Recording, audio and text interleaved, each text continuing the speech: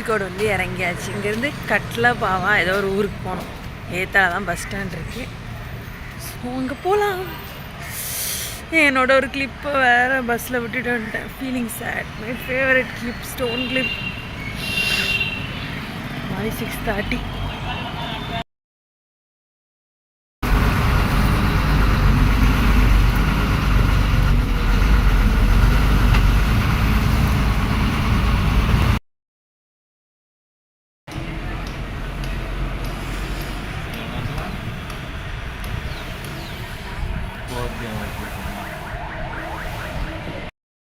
Finally Kalpetta வந்தாச்சு.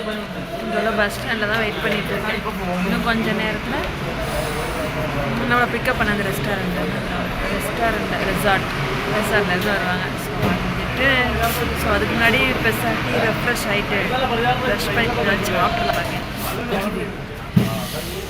ஆனால் செம்மையாக குளிருது பஸ்ஸில் வருவாங்க.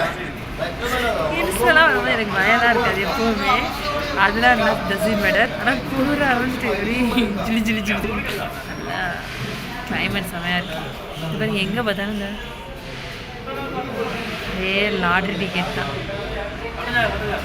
கட்டன் சாயா வேணுமான்னு கேட்காங்க. நமக்கு எது வேணும். நான் ப்ரஷ்ஷே பண்ண போகிறேன். 9 o'clock ஆகும். ஸோ அவங்க அதுக்குள்ளே ரெடி ஆகிடும்.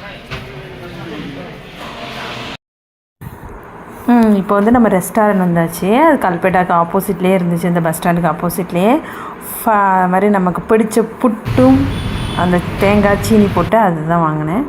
இப்போ நமக்கு பஸ் வந்துட்டு சரி நம்மளை பிக்கப் பண்ண ரெசார்ட்க்கு வந்து கார் அனுப்பிட்டாங்க. ஸோ காரில் ஏறியாச்சு.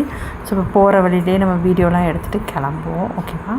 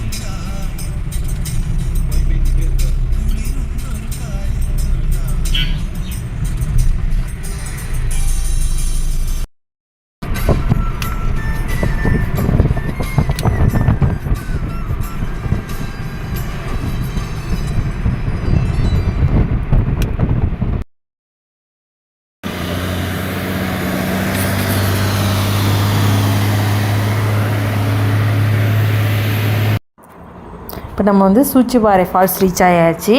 ஃபஸ்ட்டு என்ட்ரி ஃபீஸ்க்கு டிக்கெட்லாம் எடுத்துகிட்டு இங்கேருந்து நியர்பை 2 கிலோமீட்டர்ஸ் நம்ம கம்பல்சரி நடந்தே ஆகணும். ஸோ அது 2 கிலோமீட்டர்ஸ்னு சொல்கிறாங்க. ஆனால் கால் வலி நொந்துட்டு ஃபுல்லாக போகும்போது ஃபுல்லாக இறக்கம் தான். ரிட்டன் வரும்போது ஃபுல்லாகவே அது ஏற்றம். அதனால் இறங்கும் போது கூட இறங்கிடலாம். ஆனால் ஏறும்போது ரொம்ப கஷ்டம். என்னை கொடுமைப்படுத்துகிறாங்க. இந்த 2 கிலோமீட்டர் போய் ஃபால்ஸ் பார்க்கலான்னு எனக்கு தான் ரொம்ப கவலையாக. போகிற 2 கிலோமீட்டர் வர 2 கிலோமீட்டர் இதுக்கே 2 மணி நேரம் ஆகுமா. நான் போய் எப்போ வந்து வீட்டுக்கு சேருவேன்? ரூமுக்கு எப்போ தான் கூப்பிட்டு போவாங்கன்னு தெரியலையே. சுஜி நடக்க வச்சே குடும்பப்படுத்துதாங்க. It's okay. எதையும் தாங்க விதை வேண்டும். இவ்வளோ வண்டி நிற்க பார்த்தீங்கன்னா ஒரு ஆளுக்கு 150 rupees.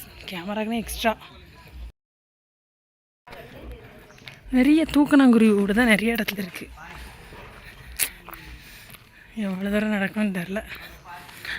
நான் போகிறேன் மேலே மேலேன்ட்டு போக வேண்டியதான்.